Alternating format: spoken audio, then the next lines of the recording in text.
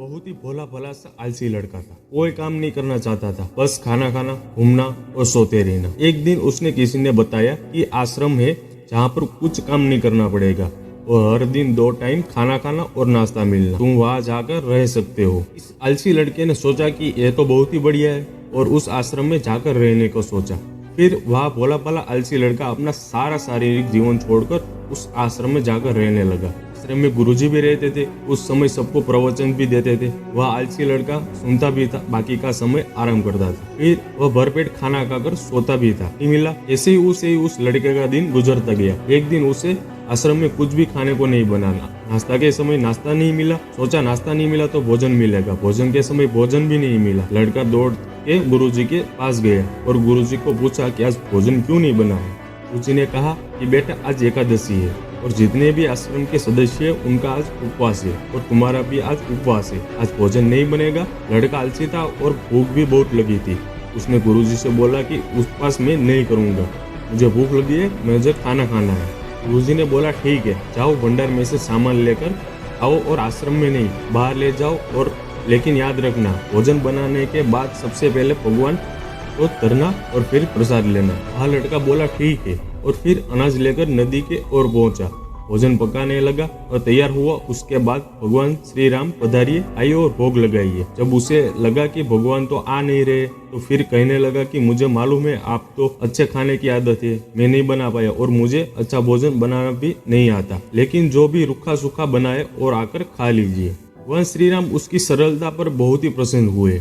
उस लड़के को दर्शन दिए, देखा कि भगवान श्री राम आए हुए और उनके साथ माता सीता भी आई हुए, लेकिन लड़के ने सिर्फ 2 लोगों का के लिए खाना भोजन बनाया था, एक अपने लिए और दूसरा भगवान के लिए। जब क्योंकि भगवान के साथ माता सीता भी आई हुई थी तो उसने उस भोजन को माता सीता और भगवान के सामने ग्रहण करने के लिए रख दिया। वह श्री राम और माता सीता ने भोजन किया और उसके बाद वो वहाँ से जाने लगे। भोला भला सा आलसी लड़का बोला कि प्रभु आप आए, दर्शन दिए, बहुत अच्छा लगा, मुझे खाने को कुछ नहीं मिला, लेकिन कोई बात नहीं, आपसे एक विनती है कि अगली बार आप जब आएंगे तो कितने लोग आएंगे तो ये बता दीजिए, ताकि मैं उतने लोगों के लिए भोजन बना कर रखूँ। भगवान श्री राम मन ही मन मुस्कुराए और फिर अंतर्ध्यान हो गए। लड़का आश्रम गया, दिन बीत गया, फिर एकादशी का दिन आया और इस बार उसने 3-4 लोगों के लिए अनाज लेकर खाना बनाने के लिए नदी के ओर पहुंचा। उसने बड़े प्रशंसा से भोजन बनाया और इंतजार करने लगा कि प्रभु आए और भोग लगाइए।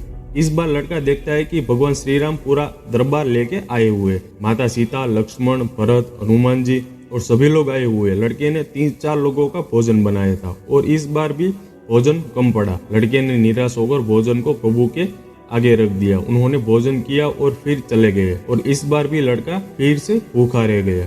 लड़का फिर आश्रम गया, दिन बीत गया और फिर एकादशी का दिन आया और इस बार गुरुजी से कहने लगा कि गुरुजी मुझे इस बार थोड़ा ज्यादा अनाज चाहिए। गुरुजी सोचने लगे इतना सारा अनाज क्या करता है, कहीं वो बेचता तो नहीं है। फिर उन्होंने कहा ठीक है, भूख से परेशान होगा इसीलिए। लड़के ने कहा कि गुरुजी नहीं, मैं भूख से परेशान नहीं हूँ, प्रभु के साथ बहुत लोग आते हैं, उनको भी तो भोजन करना पड़ता है। गुरुजी को लगा कि लड़का पागल हो गया है, लेकिन गुरुजी ने सोचा कि चलो एक बार चलकर देख ही लेते हैं लड़का इस अनाज का क्या करता है। वह भोला भला आलसी लड़का अनाज लेकर नदी के ओर पहुंचा। इस बार भोजन बने नहीं।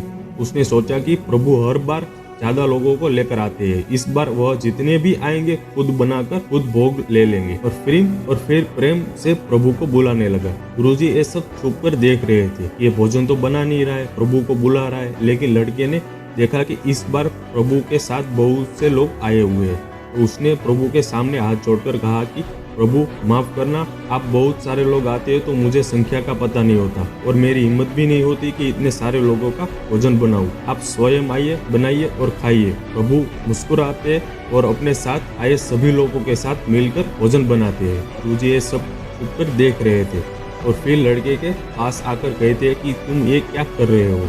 लड़का कहता है कि गुरुजी आपको दिख नहीं रहा है कि भगवान श्री राम पधार चुके हैं, माता सीता भी आई हुई है, हनुमान जी आए हुए और सभी लोग आए हुए, भोजन बन रहा है। गुरुजी ने बोला कि पागल हो गए हैं क्या, मुझे तो कोई नहीं दिख रहा है। लड़का गुस्सा हो गया और बोला प्रभु आप ये क्या कर रहे हो, एक तो मुझे भूख लगी है और गुरुजी को दर्शन नहीं दे रहे हो, मुझे पागल समझ रहे हैं, कृपया गुरुजी को दर्शन दीजिए। भगवान बोले मैं उन्हें नहीं दिख सकता। लड़का बोला क्यों नहीं दिख सकते, मेरे गुरुजी तो महान है, बहुत बड़े ज्ञानी और ज्ञाता है। भगवान बोले हाँ ज्ञानी और ज्ञाता हो गया, लेकिन तुम्हारी तरह सरल नहीं है। जो सरलता तुम्हें है वो तुम्हारे गुरुजी में नहीं है। लड़के ने यह बात गुरुजी से कही कि भगवान श्री राम कह रहे हैं कि आप में सरलता नहीं है, आप मेरी तरह सरल नहीं है, इसीलिए आपको नहीं देख सकते। गुरुजी की आंखें नम हो गई और रोने लगे और बोला कि बिल्कुल सही कहा, मेरे अंदर तुम्हारी जितना सरलता नहीं है। और फिर माफी मांगने लगे और भगवान ने गुरुजी को दर्शन दिए। तो गाइस ये कहानी हमें क्या सिखाती है कि जीवन में सरलता सबसे आवश्यक है। इतने सरल बने रहेंगे उतना जीवन में आगे बढ़ते चले जाएंगे। जब आप सरल होते हो तो आप खुद भी मुस्कुराते हो और दूसरों की मुस्कुराने की वजह देते हो। ऐसे मोटिवेशनल वीडियोस के लिए हमारी चैनल को सब्सक्राइब जरूर करें। मिलते हैं नेक्स्ट वीडियो में, तब तक के लिए जय हिंद जय भारत।